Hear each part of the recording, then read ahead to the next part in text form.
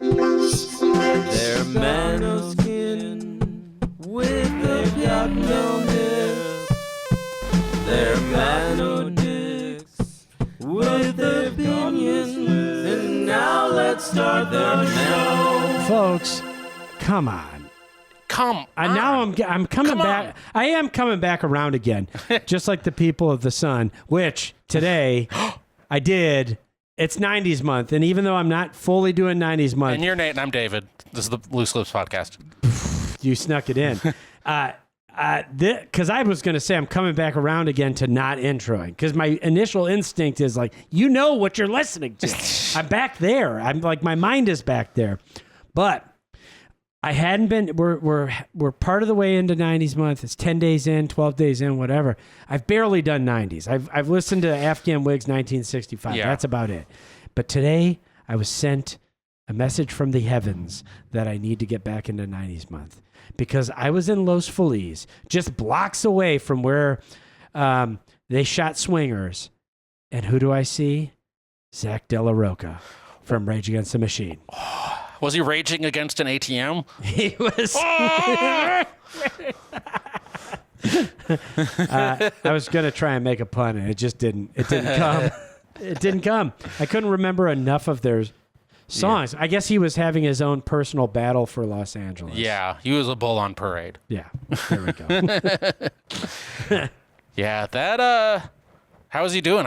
He disappeared. He looks great. Really? I mean, he has not aged a day. I bet you he's like the kind of guy who like doing like a green drink in the morning. He definitely feels yoga. green drinky. Yeah. I mean, he looked fantastic. Like no wrinkles on the skin. Yeah. He has graduated from dreadlocks into more of a Tom Morello style hat, which I don't know if that means anything. Maybe that's interesting, because you know what it probably was, and I relate to him on this. There's been times in my life where I thought about buying a cardigan, but then I was like, I can't wear a cardigan. That's Nate's thing. And sure, I feel like when he was in Rage, he was like, I want to get a hat, but Tom's the hat guy. Right, yeah. David, it's the reason I don't wear glasses. I need them. That's a you thing. I noticed you smash into my car when you parked today. Yeah. Oh, dude, word to the wise. I used a magic eraser on my car. Yeah. I got rid of one of the scratches. Okay. It actually did work. I should try that. Oh, so I forgot to tell you also today, driving around my neighborhood, I think I did tell you, I saw an actual real life fight. Oh, Bing Bong, really? It was amazing. Real life fights are not really as good as movie fights because they're awkward. But basically, I noticed I'm parked, like waiting to turn left at a light, and on the sidewalk, I see people doing that thing before a fight that usually lasts a lot longer, where people are like, "What's good? No, what's good? No, what's really good?" Like usually that goes on for like 20 minutes, and then they walk away. But this only happened like 4 what's goods, and then they went in at it, and it was like a Super Nintendo brawler video game. They were all kind of like wide, stocky guys, and they're like punching and throwing and wrestling, and one guy grabs someone and then throws him into the parked car, and I think it maybe cracked the window, it looked like. And then the one dude tries to run, and I'm sitting there stuck. I can't turn left. My window's open, and they run in front of my car. Damn. And I immediately got way too scared, even though what are they going to do? Like, jump in my car or something? They're not carjacking. But I was like, I got to get out of here. Yeah, and I did not want to be around it. But yeah, it was, real life fights are usually not that good, but this was. Yeah, I've only seen a couple of them, and they generally take place because I now go to soccer matchups. I go to friendlies. Yeah. They're usually at soccer. I don't know why hooliganism, I guess, is just like such an ingrained part of soccer. You've seen fights just between like rival fans? Yeah. Shit. And actually, when we went in the wrong entrance, and we were wearing like pro Argentina gear or whatever. Dude, if you got your ass kicked for Argentina... No, dude. Hey, listen, don't cry for me, okay? No, they wouldn't. Like the woman was like, whoa, they should not have let you in that gate. Like, and they escorted us the other way. Whoa. Because we weren't allowed. And actually, the same thing happened even on a local soccer match where we went to the Battle of the Freeway or whatever, and it was like the LAFC versus the LA Galaxy. Yeah. And in the parking lot walking up, one of the people we went with bought an LAFC scarf. to wear because I guess soccer people wear scarves. Yeah. And we walked in and they were like, you cannot bring that scarf in. You're sitting in the Galaxy section. You have to get rid of the scarf. And so she had to toss the scarf. Oh, man. Because they were worried, I guess, she would get her face punched in. This is like Harry Potter. You got to have the right scarf. Exactly. You're sorting, dude. Yeah. You're whatever. I'm about to sort. But the fights, they are crazy, too, because in movies and in television stuff, they do like a proper wind up, or when you watch boxing, they have like the technique that they've learned. Yeah. But here, people just like wildly swing their arms. Swing, and like also hinge joint. Movies never capture how fast and how often people lose their balance and everyone just falls on top of each other. Yes. Because like one person's like swinging and putting all their weight, and then they fall, and then the other person's not ready for it, and then they fall down. It's a desperation. In a real fight, it's a desperation. Like the closest any media does to capturing fighting is hockey. Yeah. Regular, real people fighting is like hockey fighting. Yeah. Because like pulling your shirt over the head, the shirt over the head is a real thing, and normal people fall. They do lose their balance like right away. You're totally right. And normal people are on skates. And they're on skates. Everybody fights on rollerblades. Talking about the Pope. We got a new woke Pope, by the way. Oh, I know. He's woke. Or actually, nobody seemed happy. I know. I have to admit, I was like thrilled by that. Like, within the incrementalism that is the best I feel like you can hope for right now. Yeah. The fact that he's like an acolyte of Pope Franny. Yeah. And he is pro-immigrant and pretty much he's pro-civil union. He is homophobic in the sense that you cannot get married in the Catholic Church. It's a civil union. Yeah. But he at least acknowledges that gay people exist and they're not going to hell. That's not his Catholicism. That's him being from Chicago. Right. That's very Chicago of him. No, yeah, you guys can get the civil union. Yeah, I mean, I don't the care. Marriage, no, not the marriage. I don't care what you do in the bedroom. Just don't do it in front of me. Okay. I don't want my kids to see it. I don't have kids, but I don't want the kids to see it. No, yeah, I say love is love, but it's a different thing. The way you guys do it, it's a different thing. It's a civil union. He's a White Sox fan, which means he's a loser. Although they have won a championship in my lifetime, but we need our first Lions fan Pope. I know, dude. Long time coming. Talk about having the faith. It's true. Yeah. I mean, as far as like the people, this was in itself funny. Like we're so late in the whatever stages that there are of capitalism and the death of capitalism that the only real American industry anymore is gambling. Yeah. And I was reading the Vegas gambling odds of who's going to be the next pope. Yeah. And of course they were all wrong because what does a fucking shark in Vegas know about what's happening in Vatican City? What do they know about cardinals? I got a guy. I got a cardinal. But I was like reading this and really all the odds were that this was going to swing right. I heard that Pope too. Francis was too liberal and they're going to swing back to the conservative part of the faith. Yes, I heard that was a part of it. I also heard that a lot of people who are there think that the Pope basically should be Italian. Like they think it's at least European. They don't because he was the first non-European and they weren't happy about it. And so they were pushing this Italian guy really hard. And so they lost. Yeah. I mean, again, I'm not a Catholic. I mean, the Pope should be dragged through the streets like Muammar Gaddafi. Yeah. I agree.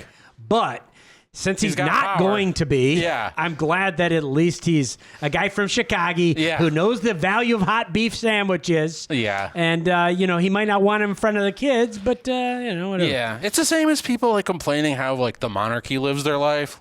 They shouldn't be a monarchy. Right, yeah. They should burn the palace to the ground with everybody inside of it. I don't care if one of them cheated on one of the other ones. They should all be dead. It's totally fine. Get the guillotine out. So yeah, I mean, I have very strong feelings actually that in this moment, the very least we could have asked for is that the guy is okay. Yeah. Within within the rubric of what a pope could possibly be.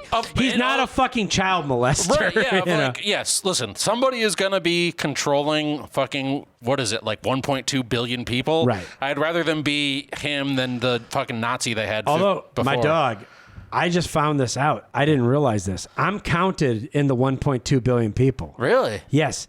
The Catholic census, I guess, is based on baptisms in the Catholic Church.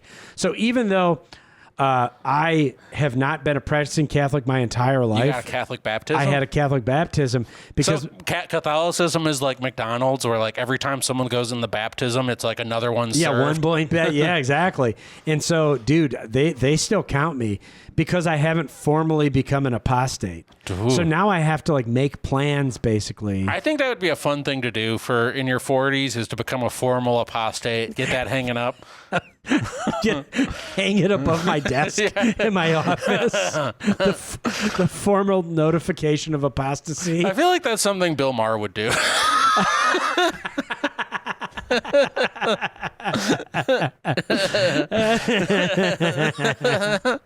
Okay, wait. We should read some topics because we got some. Okay, at Benji gave us stores with the best background music. Well, you know, CVS, they like to play some Adele. That is how I pretty much heard anything of the last 10 years. Oh, yeah. The CVS. Yeah, you can like reliably hear like that Gautier song. Yes. Oh my God. Dude, I went through a breakup when that song came out, and that was everybody, again, who, like my parents, would send me that song, like, this might make you feel better, dude. I don't think that song is uplifting. It's like, I don't even know you anymore. No, I don't even understand the premise of it, really. Yeah. But, like, I think people just think you need like a 5-minute song will get you through whatever little difficulty you're having with your brain. This one-hit wonder will do it for you. I mean, if that doesn't do it, you should try Gangnam Style. That's what I needed, the uplifting charm of Psy. Yeah, when life got you down, you just got to remember, Oppa, Gangnam Style. I don't think it was told on this podcast because I think he had to sign an NDA, but I'm going to give it away now. We had a friend who has been a guest before, but on a podcast I don't even think is available. I think it was from our old server. But the Marquis de Guac was on the podcast and telling some great old New York stories. And one of the stories he declined to tell was, as a fashion designer in the post-com bubble, early second wave.com stuff, he worked for a consulting firm where these galaxy-brained idiots who ran these various Fortune 500 companies would hire you to give them like different perspectives on what they should be doing. So it'd be like Nabisco hires you and like, we're trying to launch a new Cheeto. I wonder what a concert pianist thinks about Cheetos. And it is just the absolute dumbest fucking thing to spend $1 million. The concert pianist is going to be like, you got to find a Cheeto with no Cheeto dust so I don't get it all over my keys. We'll take that. Dustless Cheetos. The show That's his brilliant. piano is completely orange. Yeah. I love Cheetos and I love Rachmaninoff. So, you know what? I actually now see the value in this. I always thought it was the dumbest possible company, but maybe it was very smart. Yeah. Dude, I have noticed too that companies now specifically, like when you go to Taco Bell, they'll be like the Dorito Tacos Loco or Dorito. Like when they sell the Dorito to something, it just means their dust is what gets licensed. Right. They license their dust. They're licensing the dust. That's basically what AEG does. Yeah. They buy the name and licensing, and we talked about it on the last podcast, so it's a callback to last podcast, but like they literally own Shaq. Yeah. So Shaquille O'Neal's brand of gummies, Shaq has nothing to do with that. That's AEG profiting off of Shaq's name, image, and likeness. Yeah.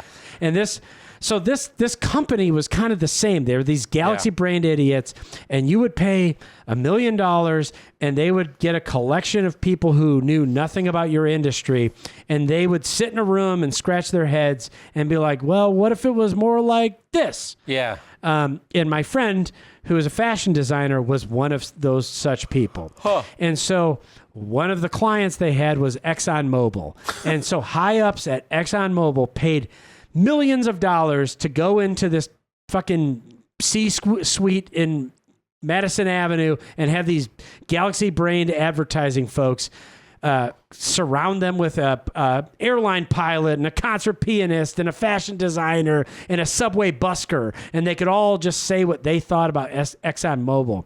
And one of the exercises they did, Do you mean like the gas station? like the gas company, yeah. So just the gas generally?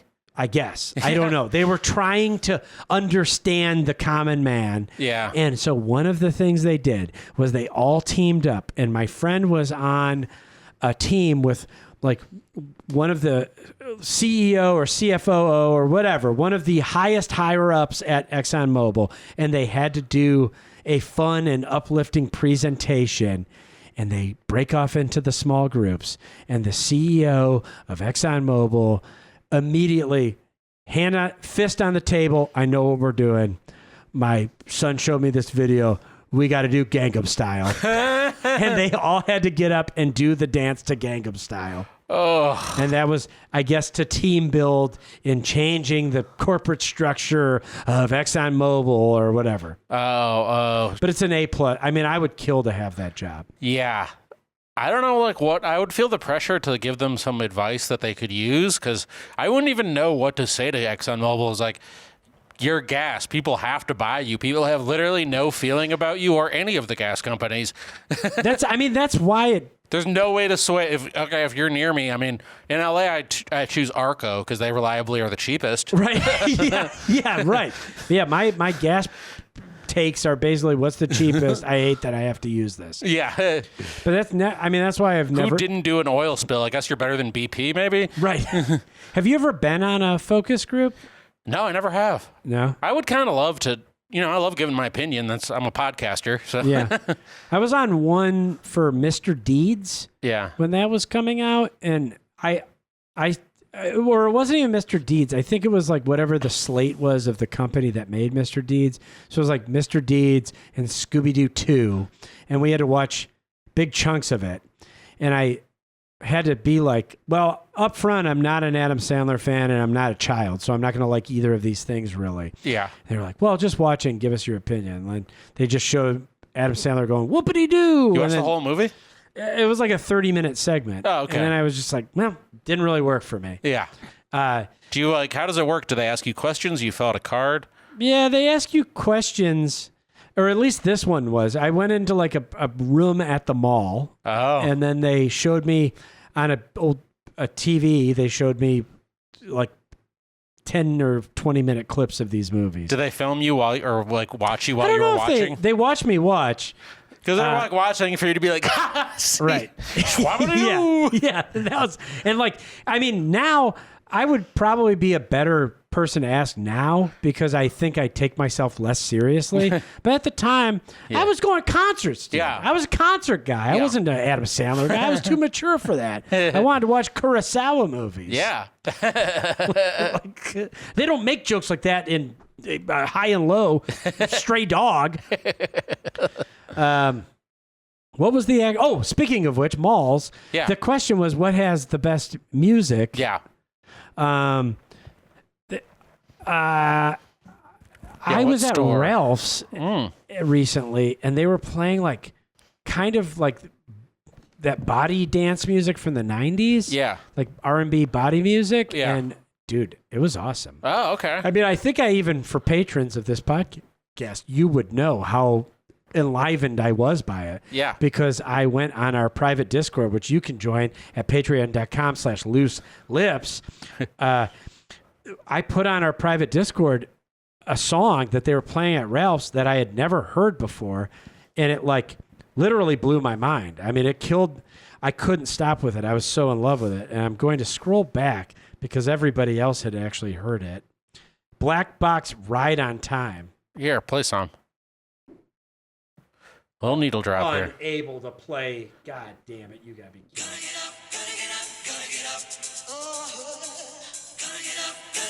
So this is a song I could grocery shop to.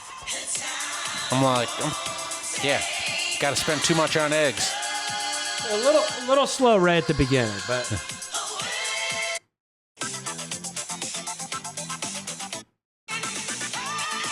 Oh yeah. I mean, this screaming.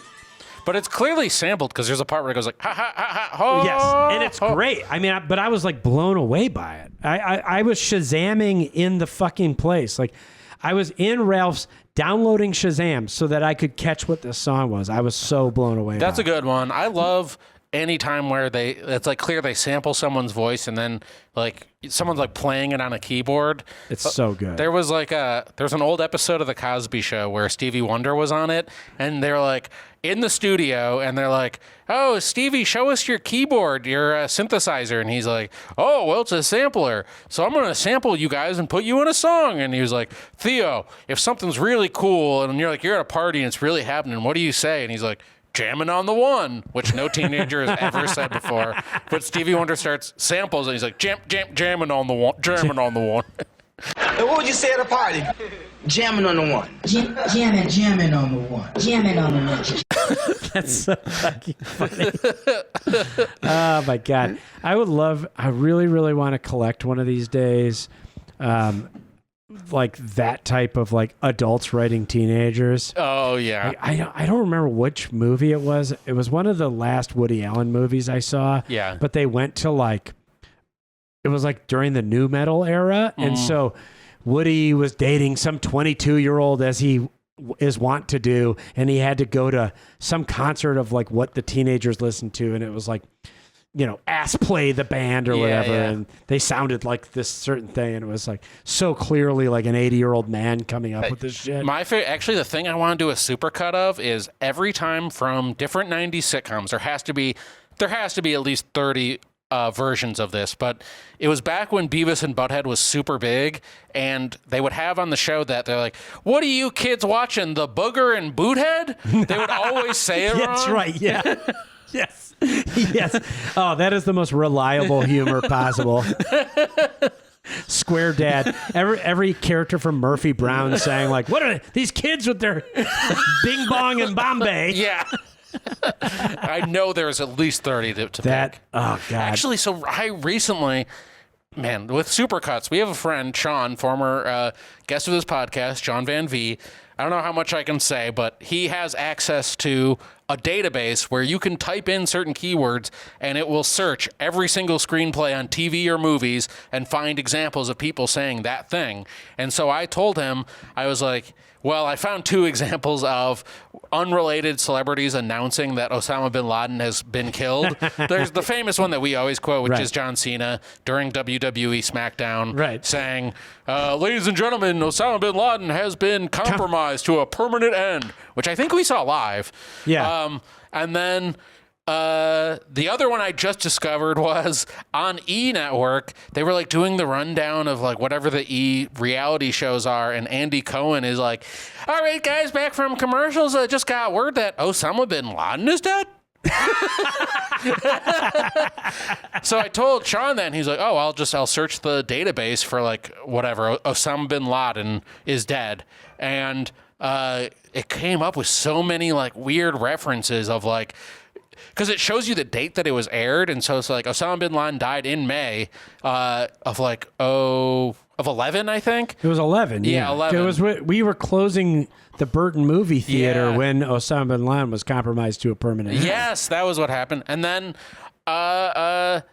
it was just weird because then I have basically a list of all of the different times they mentioned Osama bin Laden being dead. Like, of course, there's the news, there's SNL parodying it that week. But then also there's weird predictions where like 2 days before it happened, a sitcom just happened to air where it made a joke about it. Really? Yeah, there's weird. It's just very strange to see anything, how like it works its way through media of like, even for like, I really want access to this database because I feel like it'd just be interesting to see like how words and ideas come in and out of fashion, and they're like, Dude, well, that to me, that is a dream come true. I didn't know about that, but that is like the only thing I would ever actually want AI for would be exactly that. Yeah. Like I would just want a keyword all of media. Yeah. For like supercuts, it's like makes things a lot easier. It also is like I'm obsessed with like that type of real-time history. Like I love that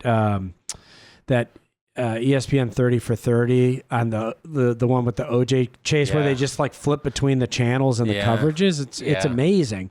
Actually, this you bringing up the Osama bin Laden thing ties into what we were talking about is the best music in store. Yeah. And I don't know if I'm having like Mandela effect. Do you remember that when Osama bin Laden was killed, they did the version of like everybody's gonna have a good time. Osama was killed tonight. So crazy. I heard that version before I heard the original. Me too. Yeah. I didn't know until almost kind of recently that was just a regular song. I know. Way later, someone was saying, have you ever heard Party Rock Anthem? And they played. I was like, this is the Osama song. That's the Osama song. And dude, I don't know why Party Rock Anthem is coming up so much lately, but like I keep hearing, I'm like, am I dumb? Like, did that happen? So it did happen. That did happen. Osama bin Laden was killed today. That was a real song. That Although was it a just real got song. played in a gas station. They played at gas stations all the time. Yeah. Osama was killed tonight. The great news made me lose my mind. So tonight I'm gonna have a good time. Well, to answer your question, Benji, best music in a store? I think the kind that I like the least is like when you're like in Grand Central Market or someplace and like each booth is trying to be the coolest and play the coolest music. Like if I'm buying from you, just don't play any music. Actually, when I worked at a movie theater, we would play music to encourage the people to leave us alone. Yes. Yeah, that was really fun. Playing. It was the fantasies that I had during that period, like that I got to live out with and now not being as bored as I was at the time. Yeah. It's so nice to reflect on the fact that like, oh yeah, remember when we used to hit xenon light bulbs with golf clubs and play Mersbow and Scott Walker as loud as we could while old ladies were watching Ladies in Lavender or The Queen, Stephen Frears, The Queen. That was awesome. Yeah, those were the good days. I used to just go upstairs into the projection room and smoke weed. Yeah.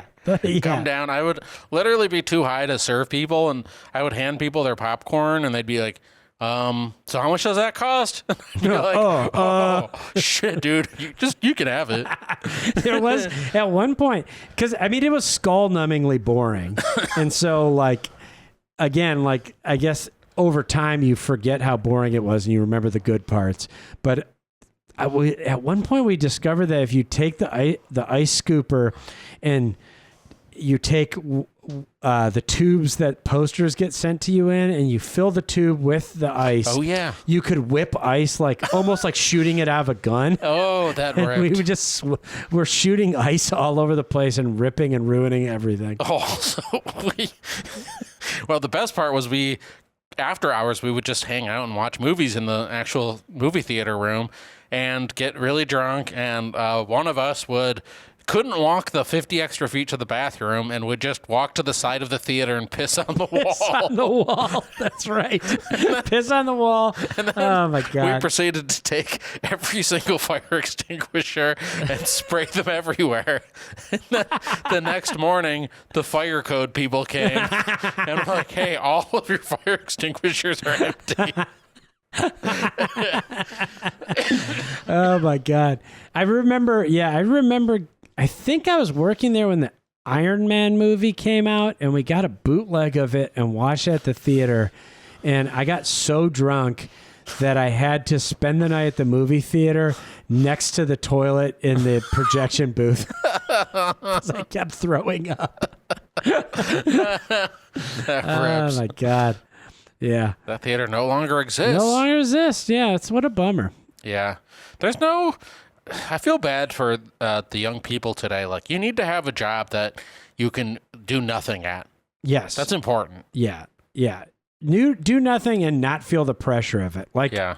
I think I feel I used to look at it the wrong way, where I would actually be annoyed with myself. Like, man, how did I work that job for like 3 to 5 years and I never like wrote a screenplay or did it? I'm like, no, that's the wrong attitude. Like, Yeah. it was good to be as destructive as possible, Yeah. steal as much money as possible, and just generally not give a fuck. You Like, were making the stories that you will later put into your screenplays. right, exactly.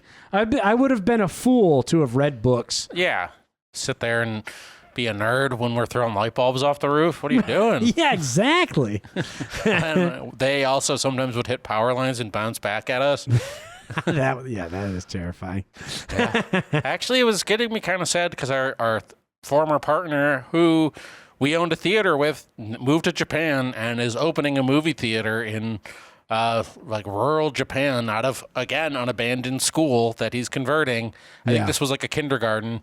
And watching, like, he's putting up Instagram stories of like him building the theater. Yeah. And it did get me back into that mode of like, it was nice to like, the best part, or like, there's a lot of parts, like Right. meeting people, but it was also cool. Like, you would find out about a movie that you want to tell people about, and then you could book it. And then, Yeah, I know. I got weirdly nostalgic, and I did miss the juice of that. Like, yeah, just having the autonomy, really. And it's another one of those things that I think I'm being pretty rosy glassed, because I remember at the time feeling extremely frustrated that my entire creative output is curating for other people. yeah. Stuff that I didn't make. But I am extremely rosy about it now. Yeah. And I'm also very depressed about it now because I'm at the point in my job search where I am trying to get like 3 days a week at a movie theater that I don't own. So I know. Yeah. We are so overqualified to work in a movie theater. it's brutal. But actually, that is a thing of being overqualified, where the people who like hire for these spots, they see that and they're like, this guy's going to give me shit. I'd rather just have a teenager I can push around. It is. I actually had my resume looked at recently, and the guy told me to remove. I had a director position at a job, and he told me to remove that and to remove the ownership of the theater. Yeah. Which is like fucking insane. Yeah. Those are like the biggest things I've ever done. Yeah. It's like, well, actually, yeah, if you want to make $20 an hour, you better not have that shit in there. I know. They're like, no, we don't want someone with self-respect. That's not what we're looking for. It's weird too, because as desperate as I am, I'm still completely like shut down on certain things. Like I wouldn't. There's absolutely no way I'm going to do any canvassing. No, Like, don't do that. That's just not a thing I'll do. No. And I did get offered a job to be the physical person who goes to a Ticketmaster and buys all the tickets for scalpers. Oh. And I thought about it and was just like, nah, I couldn't do that. That's like being a cop. That's it's part just of the such problem. a shitty thing to do. That's like being it's a landlord of music. Right. Can't do it. Can't do it. No, that is horrible. I have, like, because when I first moved to LA, I just needed to make anything. So I was like, I will literally take any job. And in that process, I learned there are certain things that I just will never do ever again. Like, I will never work another phone job. Yeah. And I don't think I'll ever work in food again. Those, I've done them, but the phone job, I thought at first, like, well, you know what? You're just sitting there on the phone, even if it's unpleasant, it's just over the phone. But, like, if someone is mad at you, it seeps into your day. Yeah. And, like, you go home and, like, people have been mad at you all day, and it ruins your whole day. Yeah. And then with food, it's just, you come home with, like, a level of, like, grease on you that is just impossible to get too off. much of a stinko. Yeah. Yeah. Too much of a stinko. And it's stressful. Like, that's the good and the bad. Restaurants are cool in the sense that, like, you do feel like a bond with your coworkers because you feel like you've been to combat with them. Right. Because during the, like, lunch and dinner rushes, it's like 1 hour where everyone's running around fucking crazy trying to get everything made and out. But then, like, everybody to deal with it is fucking crazy and doing coke and they're all fucking each other. I know, that's the thing. I don't think I could do food. I actually really like working in food. Yeah. I'm like the fucking American Beauty. I'm Lester fucking pedophile right here because I liked working in a restaurant. I would do it again. but I think it would be diminishing results because it would either cause a divorce in my life or I would just be extremely FOMO'd by the fact that I'm not going to hang out with these people all night. I'm not going to do drugs with them. That's literally I'm what not it would going be. to fuck them all. Like we would like work because I didn't do the drug. Well, I had some drugs, but we like after work it'd be like you worked a long shift. You're not even fucking done till like midnight maybe, and then you have to clean up and everything, and then everyone's like, all right, well, let's have some after work drinks, and then it just keeps going from there, dude. And I know like. I don't know that I'm a strong enough person to refuse that. Like, I mean, I'm a strong enough person to not cheat on my girlfriend, and I'm a strong enough person to not do drugs because I don't really enjoy cocaine anymore. But I definitely like. There's just no way I would not stay till like 5 a.m. every single night, getting wasted. And like deteriorating my health and life. So it wears on people. I was wondering too, like I had this weird thought the other day where I was like, I wonder how Gordon Ramsay's heart is doing. Like after the last 10 years of being constantly angry and screaming at people, like that's gotta be bad for your like nervous system. Right. Yeah. I mean, I don't... Although maybe that is just the character he plays. I also had this weird thought where there's a basketball player, one of the few I know about, Draymond Green. Yes. Where his whole role is to be aggressive and fight people and stuff. But people in the media will be like, he has an attitude problem. He needs to go to therapy. Which to me is like saying like, well, I saw this movie with Robert De Niro where he plays a murderous taxi driver, so he needs to go to therapy. Like they pay him to be aggressive. That's his job. Right. Yeah, it's also amazing to me when it's just like you could look at that. You could look at a guy who for 28 minutes in a 48-minute basketball game has to be slightly handsy with his coworkers and think like this guy needs to be put in federal prison. He needs to go to therapy. Like he needs to really work out his issues. But then you could look at a cop and be like, nah, we should just salute this guy. He should have a gun. Yeah. I think Draymond should have a gun. They should definitely give any enforcer in a sport, if you're the tough guy, like Bill Lambier should have had a gun. Rick Mahorn should have had a gun. Draymond Green, gun. It would probably prevent a lot of injuries because he's not going to have to trip people or anything. He'll just aim the gun at you. And hey, stop it. Give me the ball now. Give me the ball. Oh, I think I got like a hair from yam in my eye. Oh, shit. I'm itchy. All good, but I'm itchy. To finally round out that topic, I would say in some small way, even though I hate the music at CVS, it keeps me at least knowing what is going on culturally because ever since the invent of streaming and the iPod, I have just not listened to, like, I wouldn't know who Katy Perry is without CVS. I wouldn't know who Lady Gaga is. I wouldn't know who Billie Eilish is. So thank you, CVS. Actually transitions to our next topic pretty well because it's also another music-related one because at Snack McFlurry gives us music compilation albums that were sold via infomercials, specifically Buzz Ballads, if you remember that one. I don't remember Buzz Ballads. I know Monster Ballads. Monster Ballads? Yeah, that's what I want to know what love is. Just to be the next to be with you. Yeah, that one. Trying to remember the ones. Buzz Ballads. I'm looking at Buzz Ballads. What was on Buzz Ballads? Oh, so we're dating ourselves. So we remember Next to Be With You. Buzz Ballads is awesome. It's our era's Monster Ballads. Okay, let's see. This is pure rock passion. My ledge, my friend. Take your buzz to the next Will you pause it real quick? Buzz Ballads. That Wish You Would Step Back from the Ledge, my friend. I have a memory of that song because there was an episode of Road Rules where they had a competition where each of them had to make a music video. Like, they had to make a music video for that song, and whoever won, they would use it in something. Maybe it would have even been the official video or something. Jeez. Horrible. Yeah, it was amazing. The tie-ins of that era are so incredible. Yeah.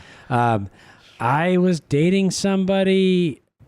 I was basically experiencing Stockholm Syndrome during the pandemic. Like, I had just started dating somebody when the pandemic took flight, and we were kind of stuck in a relationship that wasn't very good.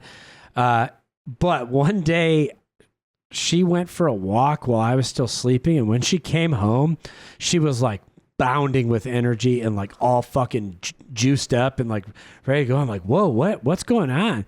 And she had heard the doot, doot, doot, doot, doot, doot, doot. She had heard that song for the first time in her life. What? And it blew her mind. She was like, I heard the most catchy song I've ever heard. I've heard the most fun, the best and most catchy song. And it was that fucking song. That's when you knew it wasn't going to last. Yeah. I mean, I laughed. And then she was even more serious. And she was like, put it on and was dancing around like so fucking jacked on it. Man. But, the pandemic does that to you. Yeah, You're like, well, I guess you got to have little victories. Yeah, I think dying of COVID was better than that. Yeah, dude. I there was a place that would sell you champagne velvet out of a window, like a drive-through window, and I remember being like, man, this is the best beer I've ever had. No, none of that was true. Biggest alternative rock power ballads of all time on 2 incredible CDs. This is Good game. You can't get this. that's not really a ballad. Is that a ballad, For Hole, it is. This Lifehouse, they suck. dude? See. Gotta pause on that one. That was the one. Well, that was last week's. Yeah, on last week's episode, but that was the one I teased the fucking valedictorian who went on to kill people with Dude. that song. You were right, because so when we talked about these last episode, I made sure to track down every single song we mentioned, and when I found that one, for each song I was like, okay, I'll try and maybe put the chorus or like the recognizable snippet of the song in there. Their chorus for that song is like 37 seconds long. Yeah, it's like, true. if you could only see. Ugh. This is a horrible song. Yeah. So Belting out their hugest hits all together on Buzz Ballads. In my hand again. boy, I feel bad that you put so much work into last episode. It was worth it. I kind of want to make a YouTube playlist for everyone. Ballads, 'cause this is what the buzz is all about. I saw this guy in real life one time. Wait, which guy? Counting Crows, like Pineapple Head. Oh, really? He doesn't have the hair anymore. I know. What the fuck is he doing? What was it the Viper Room? Was that the place?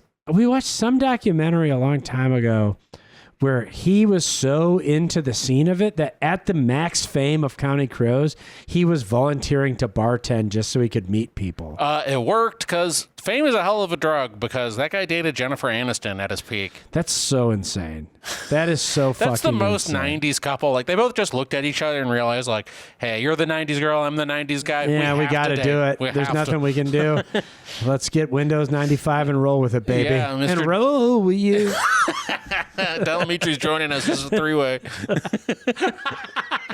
Get you. No, Delamitri just likes to watch. It's in the cuck chair. Delamitri's roll with me. Just slowly tugging his butt. By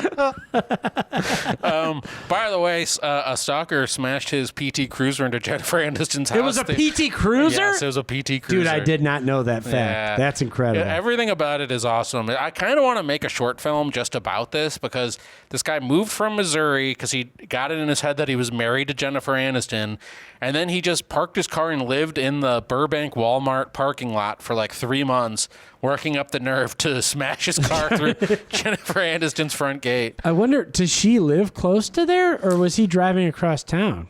I think here's what my guess is. He moved here. He knew she was in LA, period. That's where the famous Right. people are. And then when he got here, he, like a lot of us Midwesterners, was looking for some sort of safe, like home where, like a home Yeah. base where it's Yeah. recognizable to him. And he's Yeah. like, okay, there's a Walmart. This is my little piece of Missouri in LA. Yeah. From here, I will look up Yeah, her. my base of operations. Yeah. Plus, if it was the Walmart in Burbank, it's very close to Warner Brothers. Yeah. Warner Brothers produced Friends. Maybe she goes to pick up her residual checks manually. Hey, it's me, Jennifer. Ready to pick up my friend's money. Really sad about Matthew, eh? Jennifer, we do direct deposit. Oh, I'm a Gen X. We don't do direct I'm old deposit. school. I'm not old, but I'm old school. Really sad about Matthew. No, it's okay. It's been a couple weeks now. I'm over it. We still have the good Matthew. Modine.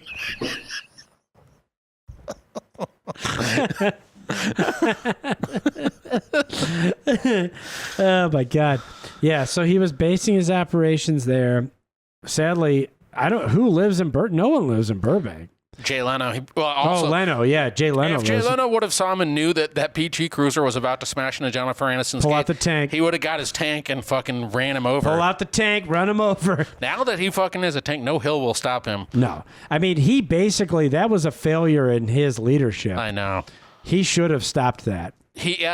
Burbank is safer because we got him in the tank. Dude, I just lost my train of thought. So did you ever see the commercial for Alive in the 90s? No, I don't think so. Okay. Alive in the 90s was my dad was a wedding DJ when I was growing up to make extra money until he and his partner both got in trouble based on wedding DJ behavior. Like Zach De La Rocha style? Or who did we say earlier? Let's say Peter Murphy style. Isaiah Thomas, sorry. It wasn't Isaiah Thomas style. Let's say it was Peter Murphy style. Yeah. I realize I probably shouldn't say exactly what they did since my dad is just trying to get a job. But if you know enough about Peter Murphy's Glendale hijinks, you'll know what my dad did. But so your dad sang Upside Down. He was singing. Dude, actually, when he was a wedding DJ, one of the things they used to do was they used to play YMCA and take out the various hats, and they would put the Native American headdress on various people, or my dad would wear it and run around and do the tomahawk chop. Oh, that's not even the reason he was canceled. That wasn't even why he was canceled. But so they would do the wedding DJs, and so they bought like a bunch of early CDs and tapes. They even had the tape. I was a very popular mixtape maker because my dad had a tape machine that would automatically go to the tape. Yeah. To the spots on the tape, so you could really fuck with it. But anyhow, he bought a CD called Alive in the 90s, and it came out in 1991. It came out before gangster rap and grunge. Yeah. Anything that defined the entirety of the 90s. So it was like Alive in the 90s, all the greatest hits of the 90s. And it was like Wilson Phillips and Tom Cochran's Life is a Highway. What else? I think Enigma might have been on it. You know, it's funny that you say that because I saw on YouTube, I watched a MTV special from that year, from 91, or it was like from 90, where they were guessing. They're like, what is the 90s going to be? And they thought it was going to be like EMF, like right here, right now. Wow. And Jesus Jones. Dude. Oh, yeah. Jesus Jones was on Alive in the 90s. Right Said Fred, Too Sexy. You Can't Touch This. Tennessee by Arrested Development. Oh, wow. Yeah. So that was the only... Pretty good comp, though. It was a good comp. I think we had that one, and then we had Taco Bell's Do Something. Oh, yeah. I think if you bought like a chimichanga and paid an extra $1, you got a CD that had Everclear.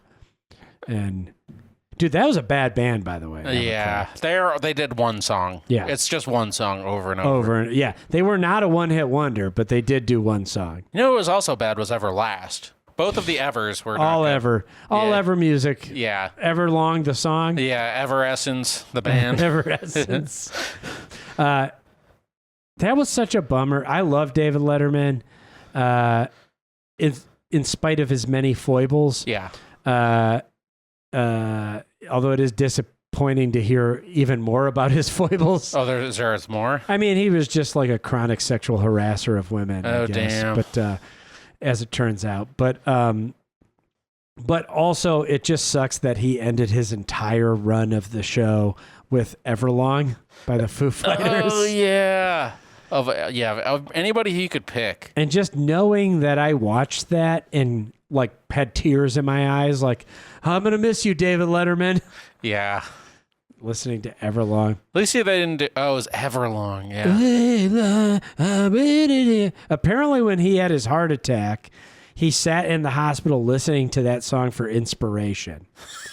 That's why he played that song, or that's why the Foo Fighters played that song. Yeah, they all like worked him up to go sexually harass. Yeah.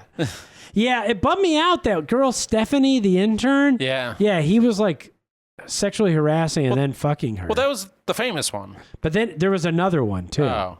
There was two of them. Because the one he got in trouble for, she like involved her on the show a lot. Like, Yes. So that was Stephanie. There was a second one that came out after the show. Okay. So I was getting them confused. But yeah, there was somebody else. Yeah. And there was his mom. Think about what. Dude. If Stephanie got that much pub, think about what he was doing to his mom. Oh my God. Disgusting, bro. What he fucking was doing to Paul Schaefer. He was on the show every day, bro. Oh, Jesus That's Christ. disgusting, dude. Why do you think Warren Zevon died? Oh, fuck. David Letterman I've always wondered that. Why did Warren Zevon die? I think he gave him syphilis, dude. I don't know. We're just asking questions. We're just asking questions. Oh, by the way, since this whole thing has been very one-hit wondery, did you know that for the past 20 years, Terrence Trent D'Arby changed his name? He's not Terrence Trent D'Arby anymore. Wishing well guy. What is he now? Since 2001, he has been Sananda Francisco Maitreya. What? Yeah. In what capacity? Is that like That's a his religious name taking? Here's the quote. I have the quote from his Wikipedia. He said he legally changed his name on October 4th, 2001, explaining Terrence Trent D'Arby was dead. Oh, I forgot to tell you. His birth name is Terrence Trent D'Arby, but when he became an artist, he just added an apostrophe after the D. That's just added to make it look more like French. Wow. Which I want to do to my name. I want to be A''Len. But yeah, he said Terrence Trent D'Arby was dead. He watched his suffering as he died a noble death. After intense pain, I meditated for a new spirit, a new will, and a new identity. A new wishing well. He said that his name change resulted from a series of dreams he had in 1995. So when Terrence Trent D'Arby was dying, he was wishing upon this well. Yeah, he threw a penny in a wishing well and said, I want a new name. Oh, my God. So if we're to go back to what you were just saying, that they were thinking that like Jesus Jones was going to be the 90s. Yeah. So Terrence Trent D'Arby was also going to be the 90s. I know. And like, but then Terrence Trent D'Arby died in 1995. Dude, there is a world where Sananda Francisco would be the Lenny Kravitz. Like, he was that good looking. He had similar style. He's almost like our generation's Yusuf Islam. He is.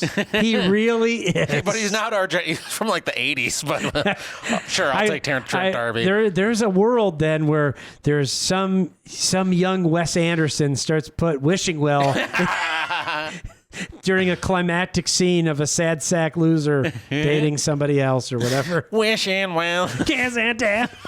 Oh, where's that?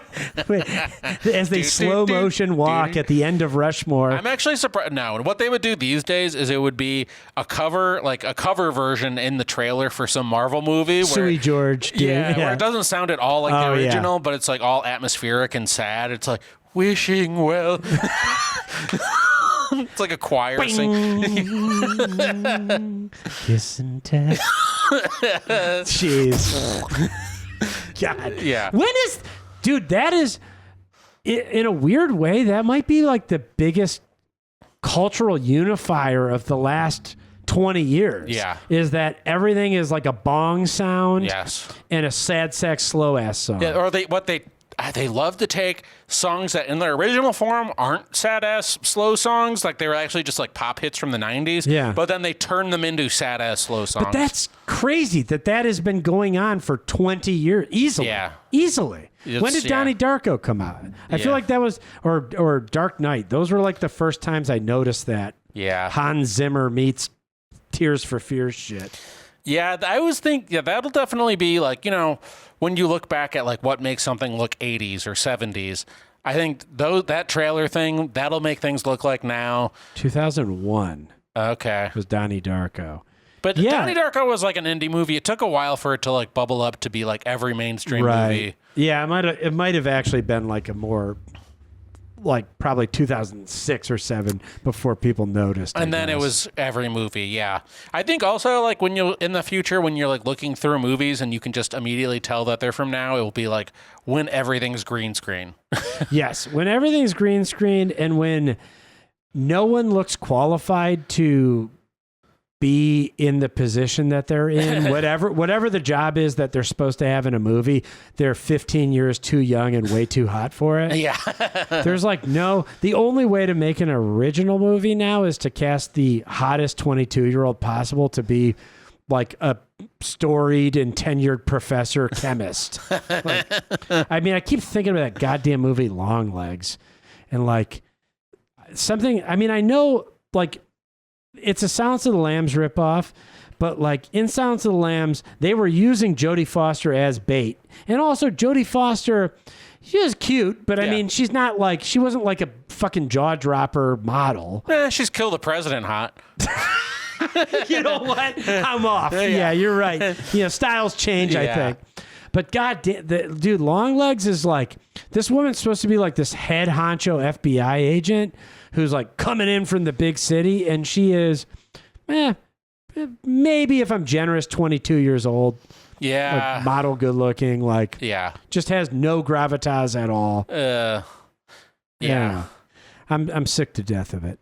Yeah. Well, it's also like, I'm not even a Bob Dylan fan, but like, for this guy who famously has a bad voice and wasn't cute, to get Timothée Chalamet to play him. That was something. Yeah, that was something. It's weird, too. It's like such a double standard because it annoys the hell out of me, but it annoys my partner even more. Yeah. And then I find myself like agreeing with the fucking like vampiric studio heads. Like I find myself taking David Zaslav's side. Like, well, it wouldn't make sense to invest $80 million in a movie if the guy wasn't good looking Timothée Chalamet. Yeah. I mean, you got to think of it that way. Yeah. But I'm 100% with her. Like, I don't know. Why doesn't it just have like a Jewish guy? I know. Just hire a fucking Jew to be Bob Dylan. They can't. Seth Rogen. Yeah. Oh, dude. You're a Rolling Stone. that show, dude. That Apple show. Yeah. My God, man. I haven't tried it. I can't get with it. Yeah. I thought about you so much when I watched it because it's your take on SNL lived experience here. Like, you can't be good comedy if you're nice. Yeah. It's just too nice. And like, oh my God, the best part, Charlize Theron makes a cameo. Oh. Martin Scorsese makes a cameo. Yeah. Then it sucks. It's bad. I know. If they make a cameo, then you're doing like baby gloves on them. On my way here, I saw a billboard for it where it said like, critics say must watch Love Letter to Hollywood. Well, that's stupid. I don't want to watch that. It's dumb. A Love Letter. When I heard it was a show that like the protagonist was a Hollywood executive, that already was a bridge too far for me. Yes, absolutely. One of our patrons, Jeffrey, gave us was talking about the Scan Your Palm. Oh yeah, Amazon Palm Reader. I was somewhere where they had one of those, and that freaked me the fuck out. Dude, I don't know. I never heard of this. I don't know where I was. Maybe it was at a Whole Foods, but you can have your palm on the Amazon record, and then it's tied to your Amazon account and your card, and so you can just put your palm down and pay for things. Dude, so, I mean, it is well documented here that I was raised Christian in like the evangelical death cult sect of Christianity, and like, this is the end, right? I mean, that's like the mark of the beast. That's what they all, one world money that you can just scan your fucking palm or put a microchip in your brain or whatever. Like, that's been what they've been worried about for the past, since the fucking 7-day Adventists, right? I know. It's also so hard to pick between who's the worst. If you're going to compete against the big famous in-your-face billionaires, you got Bezos, Zucks, or Musk. And then, the obvious one recently is Musk because he's such a douchebag. But yeah, he's ubiquitous. Yeah, but really, like, his businesses, I don't have a Tesla. I'm not flying to space. They don't. Right. I don't use Twitter. Right. And I immediately, once he got it, I was like, I'm not working for that guy. Right. And so, but then like I give money to Bezos, and he just is smart enough to be like quiet, and then like right, and he's still going. Yacht. Yeah, and he's still like hanging out at the White House. Yeah, he does the like same he's shit. doing the same thing. Yeah. I mean, he still is anti-union. He still doesn't pay his employees. He still makes them piss in bottles. Yeah. He still sells you, even if you buy something from Amazon, even if you hold your nose and buy something, which I do on occasion, it's still junk. I'm still getting garbage that goes in the ocean in 15 minutes. That is shipped to me. But then also, man, they just keep offering me new stuff that they do. Like, I get emails where it's like, sign up for Amazon Healthcare. Like, you might even have the best fucking healthcare in America. I just don't think that the people who send me my, like, toiletries should be in charge of my healthcare. That's pretty fair. I can't imagine myself using Amazon Healthcare unless I guess they get rid of Covered California. I know. But I mean, if they get rid of Covered California, then maybe I use Amazon Healthcare. I don't know. Or who was Mark Cuban? Yeah. That was his thing now, right? He has his own healthcare also. Oh, does he? I'm sure he's really good at buying companies and then watching them do whatever they're going to do. I know. And like, it is so hard for me to look at this now and be like, damn, he was like an early front runner for like, oh, you guys just don't know anything about him. He's actually horrible. Yeah. I mean, all billionaires are horrible, but he might be on the larger end of horrible.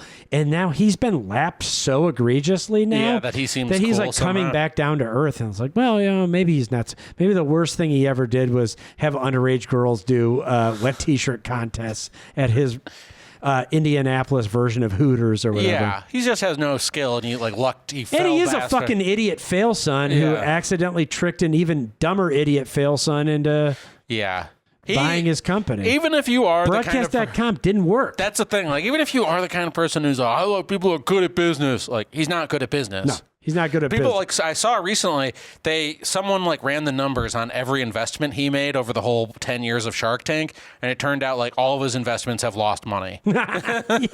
It's and they have fucking primetime television Yeah, they to got a free advertise it. commercial.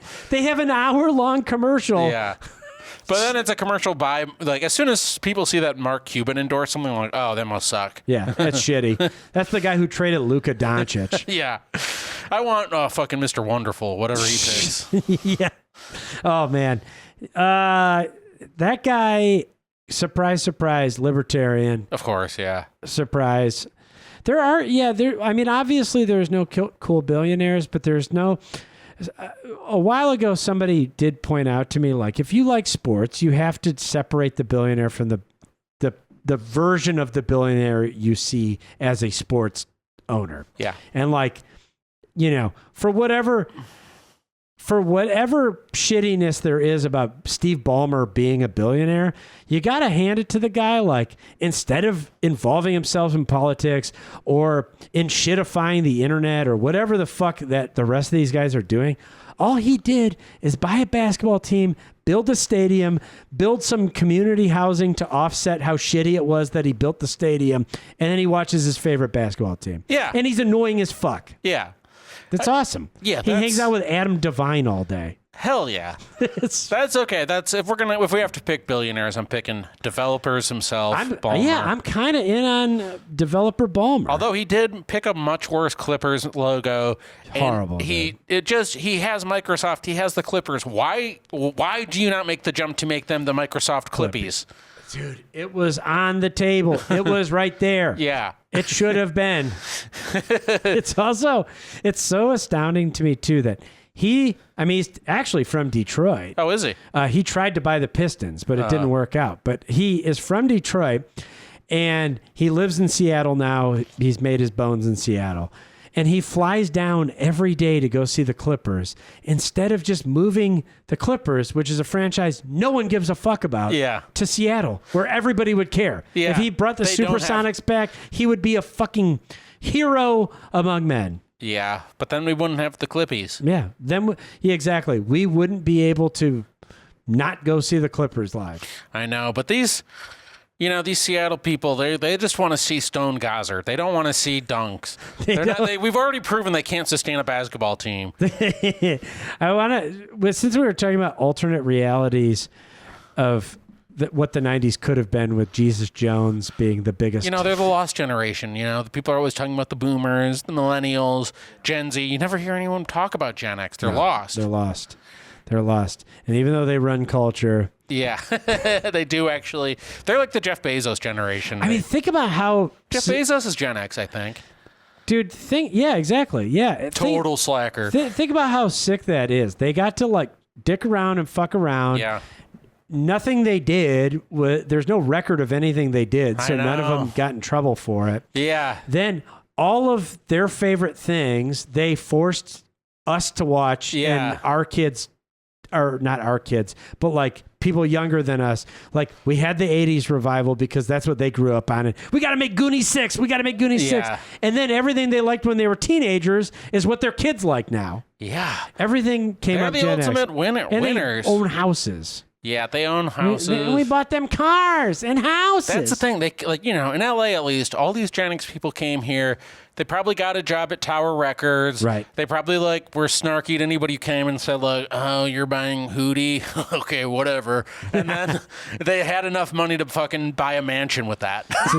It's so incredible. That's what the 90s was. Dude, yeah. Well, yeah, because think about it too. Like, dude, people are going absolutely ape shit because in 2025 money, Sinners made $200 million. And it's like, you know, they bet big on this guy's individual vision, unique vision, but he also had to prove himself by directing like 1,000 big screen franchise movies. At least one that hit a bill. And dude, it hit a bill.